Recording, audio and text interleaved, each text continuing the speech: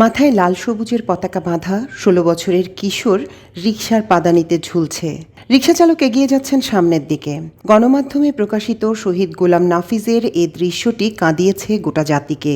ফ্যাসিবাদী হাসিনা সরকারের গণহত্যার বিরুদ্ধে রুখে দাঁড়াতে গত বছরের ১৮ই জুলাই রাজপথে নেমে পায়ে হেঁটে কয়েকটি রাবার বুলেট গায়ে লাগে তার। তবে গুলির আঘাতে হওয়া ক্ষত থামাতে পারেনি তাকে। গুলিবিদ্ধ অবস্থাতেই আন্দোলন চালিয়ে যায় সে। এরপর ৪ আগস্ট এক দফার আন্দোলনে অংশ নিয়ে ফার্মগেটে গুলিবিদ্ধ হয় নাফিজ। হাসপাতালে নেয়ার পর রিকশাসহ তাকে ছাত্রলীগের সন্ত্রাসীরা পুড়িয়ে দিতে চায়। পরবর্তী সময় ঢাকা মেডিকেল কলেজ হাসপাতালে মারা যায় সে।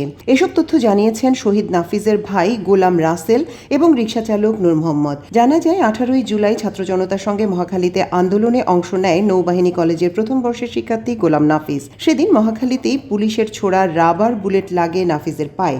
তখন প্রাথমিক চিকিৎসা নিয়ে বাসায় চলে যায় সে। গুলির ক্ষত তাকে আরও বেশি সাহসী করে তোলে। এরই মাঝে আন্দোলন যখন এক দফায় রূপ নেয়, তখন নাফিজের সঙ্গে আন্দোলনে যুক্ত হতে চেয়েছিলেন বাবা মোহাম্মদ গোলাম রহমান ও মা নাজমা আক্তার।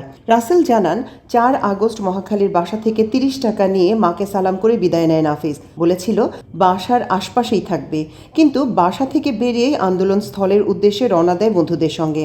বাবার কাছ থেকে নেওয়া টাকা দিয়ে পথিমধ্যে লাল সবুজের পতাকা কিনে মাথায় বেঁধে নেয়। বন্ধুদের নিয়ে আন্দোলনরত ছাত্র জনতার সঙ্গে যুক্ত হয় সে। এরপর ফার্মগেটের দিকে চলে যায় তারা। জানা যায়, তেজগাঁও ট্রাফিক পুলিশের এডিসি তায়াসির জাহান এবং পুলিশ ছাত্রলীগ যুবলীগের নেতাদের নেতৃত্বে আওয়ামী লীগের সন্ত্রাসীরা হামলা চালিয়ে আন্দোলনকারীদের একটি অংশকে আলাদা করে ফেলে। নাফিজরা বিচ্ছিন্ন হয়ে পড়ে আন্দোলনকারীদের কাছ থেকে। নাফিজের সঙ্গে থাকা সহযোদ্ধারা আশ্রয় নেয় মসজিদে। নাফিজ ও বন্ধু শিমুল সে সুযোগ পায়নি। শিমুল দৌড়ে তেজতুরি পাড়ার দিকে গিয়ে রিকশার গ্যারেজে আশ্রয় নেয়, কিন্তু অন্যদিকে ছুটতে গিয়ে দৌড়ে পুলিশ ও আওয়ামী সন্ত্রাসীদের সামনে পড়ে যায় নাফিজ। সেখানে খুব কাছ থেকে নাফিজের বুকে গুলি করা হয়। গুলিবিদ্ধ নাফিজ অনেকক্ষণ পড়েছিলেন ফুটপাতের ওভারব্রিজের নিচে রাস্তায়। তখনও প্রাণ ছিল নাফিজের। এরপর পুলিশ ডাক দেয় রিকশাচালক নূর মোহাম্মদকে। রিকশাচালক নূর মোহাম্মদ জানান, দেখি রাস্তায় পইড়া আছে একটা ছেলে। পুলিশ কয়, এই যে লাশ ফালাইছি এটারে তোল। আমি পেছন দিয়া ধরছি, পুলিশে লাশের পা ধইরা আমার গাড়িতে ঢিলা মারছে।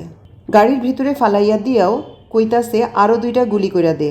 এই যে পাদানিতে শুইয়া রইছিল পতাকা নিয়া, আমার এটা দেখা খুব খারাপ লাগছে। হাতটা চেইনে বাঁচতেছিল দেখা তুইলা দিলাম রডের এইখানে। এরপর ওরে বাঁচানোর লাইগা আমি পাগল হইয়া গেছিলাম। নাফিজের পড়ে যাওয়ার শঙ্কা থাকায় নূর মোহাম্মদ তখনও রিকশাটি খুব ধীরে চালাচ্ছিলেন। একটু সামনে গিয়ে নিকটস্থ আল-রাজি হাসপাতালের সামনে নিয়ে যান। সেখানে গিয়ে তিনি বর্বরদের মুখোমুখি হন। ছাত্রলীগের সন্ত্রাসীরা এগিয়ে এসে নাফিজকে পুড়িয়ে দিতে চায় রিকশাসহ। এরপর সেখান থেকে চক্ষু হাসপাতালের দিকে রওনা দেন। পথেই নাফিজকে নিয়ে সেনাবাহিনীর সামনে পড়ে নূর মোহাম্মদ। সেনাবাহিনীর এক সদস্য বিষয়টি জেনে দ্রুত হাসপাতালে পাঠানোর জন্য এক অটো চালককে ডাক দেন। অটো চালক উজ্জ্বলের মাধ্যমে ঢাকা মেডিকেল কলেজ হাসপাতালে নাফিজের নিথর দেহটি পাঠানো হয়। এদিকে মা নাজমার সঙ্গে নাফিজের শেষ কথা হয় সেদিন বেলা 3টায়। মাকে সে আশ্বস্ত করে বলেছিল, আম্মু আমি সেফ আছি, চলে আসবো বাসায়। কিন্তু অনেক সময় পার হলেও ফিরছিল না নাফিজ। কিছুক্ষণ পর আবার যোগাযোগের চেষ্টা করলে নাফিজের বন্ধু জানায় তাদের সঙ্গে নাফিজ নেই। এরপর সন্ধ্যা 6টার দিকে নাফিজের বন্ধু শিমুল বাসায় ফেরে, কিন্তু নাফিজ না ফেরায় দুশ্চিন্তায় পড়ে যায় পরিবার। এরপরই পুলিশের হাতে আটক হয়েছে ভেবে আশপাশের থানাগুলিতে খোঁজাখুঁজি শুরু করে তারা।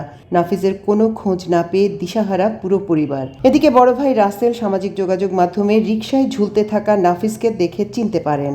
বিষয়টি বাবা গোলাম রহমানকে জানান তিনি। এরপর গণমাধ্যমে প্রকাশিত ছবি থেকে রিকশার পেছনে থাকা নূর মোহাম্মদের নম্বরে কল দিয়ে জানতে পারেন ঢামেকে আছে নাফিজ। যান চলাচল না করায় নিকটাত্মীয়কে সেখানে পাঠান তারা। মেডিকেল কলেজ থেকে জানতে পারেন নাফিজ শাহাদাত বরণ করেছে। সেনাপ্রধান হয়ে দেশের ন্যায় প্রতিষ্ঠা করার স্বপ্ন দেখা শহীদ নাফিজের শাহাদাত গোটা পরিবারকে গভীর শোকে নিমজ্জিত করে। তার ত্যাগ ও সংগ্রাম দেশের মানুষের জন্য একটি অনুপ্রেরণা হয়ে থাকবে বলে আশাবাদ ব্যক্ত করেন তার ভাই রাসেল। রাসেল বলেন, নাফিজ সহ জুলাই বিপ্লবের সব শহীদদের হত্যাকাণ্ডের বিচার চাই, এটাই আমাদের একমাত্র চাওয়া।